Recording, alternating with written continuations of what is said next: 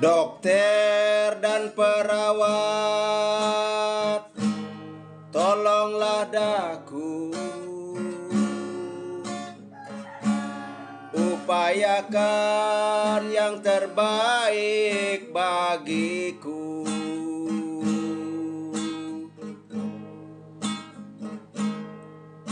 Bila nanti ku telah sembuh,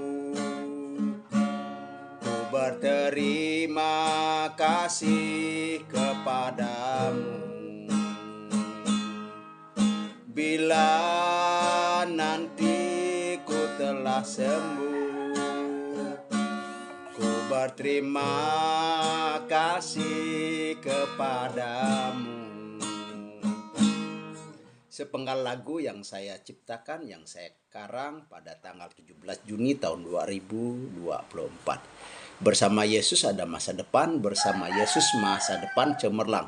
Pasti, pasti, pasti. Bersama Pendeta Najarudin dalam renungan pagiku tentang mujizat-mujizat Yesus Kristus. Bagi saudara-saudara yang ada di rumah sakit, atau mungkin saudara berbaring di rumah, dalam nama Yesus saya berdoa semoga saudara disembuhkan, saudara sehat kembali. Kali ini kita membahas mujizat Tuhan Yesus yang menyembuhkan orang yang stroke atau orang yang mati sebelah tangannya. Mujizat yang terbesar bukan kesembuhan jasmani, bukan kesembuhan jasmani. Orang lumpuh berjalan misalnya, bukan. Orang buta melihat, bukan. Orang tuli mendengar, bukan. Orang bisu berkata-kata, bukan. Orang mati dibangkitkan, bukan.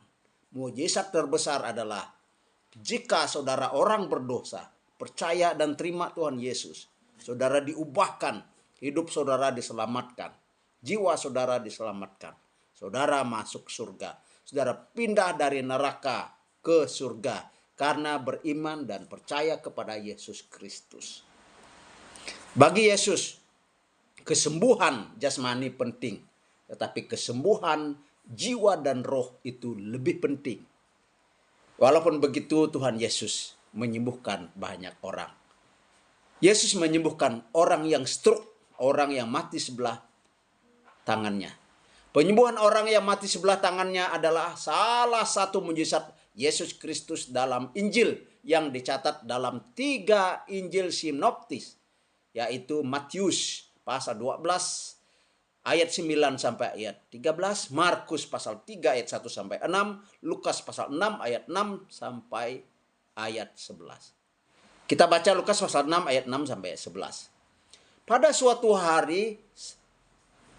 hari Sabat, Yesus masuk ke rumah ibadat lalu mengajar. Di situ ada seorang yang mati tangan kanannya.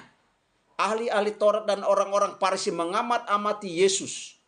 Kalau ia menyembuhkan orang pada hari Sabat, supaya mereka dapat alasan untuk mempersalahkan dia. Tetapi ia mengetahui pikiran mereka, lalu berkata kepada orang yang mati tangannya itu, "Bangunlah dan berdirilah di tengah." Maka bangunlah orang itu dan berdiri. Lalu Yesus berkata kepada mereka, "Aku berkata kepadamu, manakah yang diperbolehkan pada hari Sabat, berbuat baik atau berbuat jahat, menyelamatkan nyawa orang atau membinasakannya?" Sesudah itu ia memandang keliling kepada mereka semua, lalu berkata kepada orang sakit itu, "Ulurkanlah tanganmu." Orang itu berbuat demikian dan sembuhlah tangannya. Maka meluaplah amarah mereka, lalu mereka berunding apakah yang akan mereka lakukan terhadap Yesus. Saudaraku, ringkasan kisahnya, peristiwanya terjadi di tempat rumah ibadat, waktunya adalah hari Sabat dan Yesus sedang ibadah. Diamati oleh para ahli Taurat yang ingin mencari kesalahan Yesus. Disebutkan di situ ada orang yang sakit stroke atau lumpuh tangannya sebelah. Kalau Yesus menyembuhkan pada hari Sabat, maka ada cukup alasan untuk mempersalahkan Yesus. Yesus mengetahui pikiran mereka. Kemudian Yesus berkata, "Aku berkata kepada kamu, manakah yang diperbolehkan pada hari Sabat, berbuat baik atau berbuat jahat, menyelamatkan nyawa atau membinasakannya. Yesus juga berkata kepada orang yang mati tangannya itu, bangunlah dan berdirilah di tengah. Maka bangunlah orang itu dan berdiri. Saudaraku, masih ingat ya 3 pandangan terhadap mujizat? Pertama, tidak ada mujizat. Mujizat itu cerita dongeng, omong kosong saja. Yang kedua, mujizat langsung itu sudah berhenti. Tuhan hanya memakai proses secara alami, obat-obatan dan lain sebagainya. Tapi pendapat yang ketiga, mujizat yang langsung itu masih bisa terjadi sesuai dengan kehendak Allah, sesuai dengan waktu dan ketetapan Allah sendiri, sesuai dengan Tuhan mau pakai siapa. Tetapi juga Tuhan lebih banyak memakai mujizat proses, melalui obat-obatan, melalui dokter, melalui usaha-usaha yang tidak bertentangan dengan firman Tuhan. Kalau bertentangan, misalnya seperti dukun, pergi ke dukun minta disembuhkan, jelas itu salah. Mujizat langsung masih terjadi, ya. Tapi mujizat proses, Tuhan lebih banyak membuat mujizat proses. Pelajaran atau refleksi dari kisah di atas. Walaupun ada ancaman akan dipersalahkan, Yesus tetap melakukan mujizat. Dia tahu dia akan dipersalahkan. Nah, sebagai bentuk pengajaran bahwa bahkan perlawanan atas ketidakpedulian kepada sesama manusia, kita jangan berhenti melakukan hal yang baik, walau dianggap salah menurut ukuran orang lain. Yesus mengetahui pikiran mereka. Nah, Yesus maha tahu. Karena ia maha tahu. Ia tahu isi pikiran dan isi hati kita. Ia tahu motivasi kita terhadap orang. Walaupun kita bisa berpura-pura. Entahkah terhadap diri sendiri, terhadap istri, terhadap anak, terhadap jemaat. Atau jemaat terhadap pendetanya. Pura-pura mengasihi. Pura-pura rajin melayani. Sebenarnya Anda sedih. Tetapi pura-pura bahagia itu juga. Sebenarnya Anda tersakiti oleh seseorang, tetapi pura-pura tidak merasa.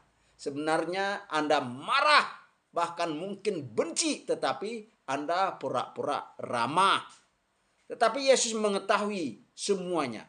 Walau begitu, ia juga ingin Anda jujur, saya jujur, kita mengakui dan memohon ampunannya. Nah, argumentasi Yesus menyembuhkan orang pada hari Sabat bukanlah bahwa ia mau meniadakan hari Sabat atau meremehkan hari Sabat. Tetapi ada hal yang lebih penting dan lebih berguna serta lebih mulia dari menghormati ritual hari Sabat. Itu adalah perbuatan baik. Jadi perbuatan baik itu lebih tinggi. Menolong orang itu lebih tinggi. Maka Yesus memilih melakukan pertolongan itu. Ia menyembuhkan daripada tidak berbuat, daripada pasif, daripada berbuat yang tidak baik. Mendingan selalu berbuat baik. Ayo terus berbuat baik. Karena dunia dan kita semua memerlukannya. Banyak orang susah di dunia ini. Dan dengan perbuatan baik itu sangat berguna. Pertama, bagi mereka yang sangat memerlukan. Yang kedua, kita semua juga perlu. Karena dengan berbuat baik, kita melakukan firman Allah.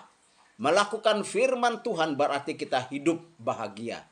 Dan Tuhan memperhitungkan dan akan memberi reward, memberi hadiah dari Tuhan untuk siapa saja yang berbuat baik. Ketiga, keturunan kita. Banyak kisah di dunia ini, bahkan banyak postingan di YouTube, di TikTok. Kebaikan itu akan dibalas oleh Tuhan. Mujizat kesembuhan jasmani tanpa pertobatan dan keselamatan jiwa hanya berguna di dunia ini. Jangan hanya cari yang sementara, carilah yang kekal. God is almighty, for God is nothing impossible. You don't say, so big problem I have, but you can say, high problem I have big God. Sebab bagi Allah tidak ada yang mustahil. Kamu jangan katakan, saya punya masalah yang besar. Tetapi kamu bisa katakan, hai masalah, saya memiliki Allah yang besar. Ora et labora, berdoa dan bekerja.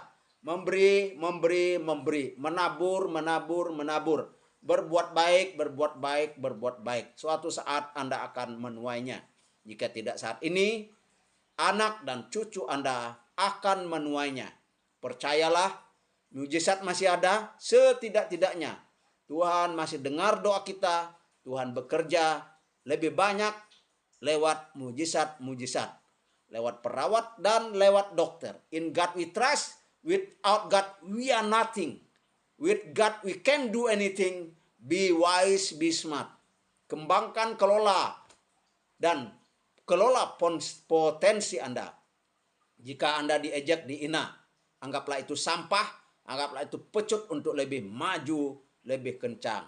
Saudaraku yang dikasihi dan diberkati oleh Tuhan, demikianlah yang dapat saya sampaikan hari ini. Semoga kita sehat, sehat, sehat, dan tetap sehat.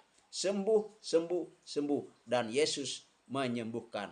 Bersama Yesus ada masa depan. Bersama Yesus masa depan cemerlang.